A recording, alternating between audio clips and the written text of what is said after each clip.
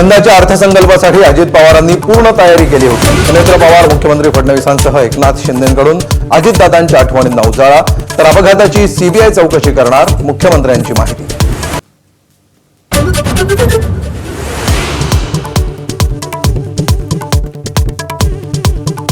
अर्थसंकल्पीय अधिवेशनाच्या पूर्वसंध्येला सरकारच्या चहापान कार्यक्रमावर विरोधकांचा बहिष्कार.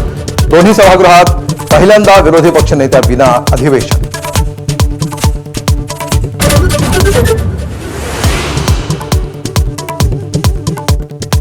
अर्थसंकल्पीय अधिवेशनात सरकारला घेरण्याची विरोधकांची रणनीती. लाचखोरी प्रकरणात नरहरी झिरवाळांचा राजीनामा घ्यावा, विरोधकांची मागणी, तर पुराव्यामध्ये झिरवाळांचं नाव नाही, मुख्यमंत्र्यांकडून क्लीन चिट.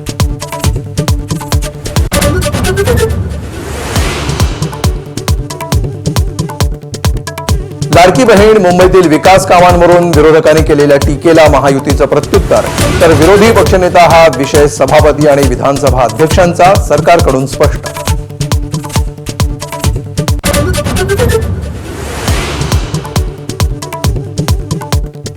विरोधी पक्षाच्या बैठकीत पवारांचे आमदार गैरहजर.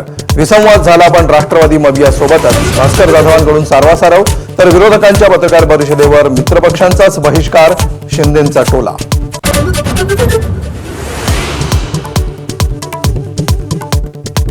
राज्यसभेसाठी काँग्रेस आणि ठाकरे गटाची चर्चा.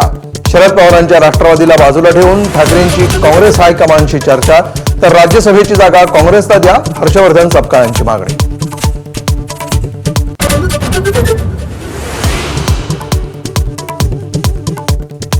राज्यातील 75 शाळांना अल्पसंख्याक दर्जाचा निर्णय अजित पवार हयात असतानाचा.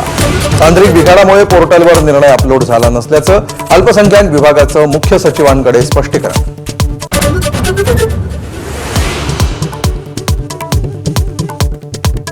महापुरुषांच्या पुतळ्यावरून बुलढाणा, हिंगोलीसह सोलापुरात वादंग.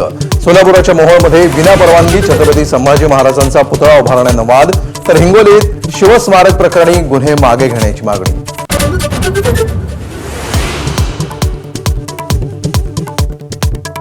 शरद पवार अशक्तपणा जाणवत असल्यानं रुबी हॉल क्लिनिक रुग्णालयात. पवारांचे सर्व रिपोर्ट नॉर्मल, डॉक्टरांची माहिती.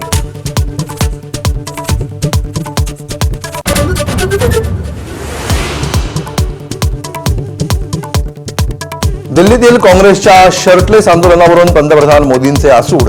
देशाला माहिती काँग्रेस आधीच नग्न, मग आणखी कपडे का काढले? एआय परिषदेतील काँग्रेसच्या आंदोलनावर मोदींचा प्रहार.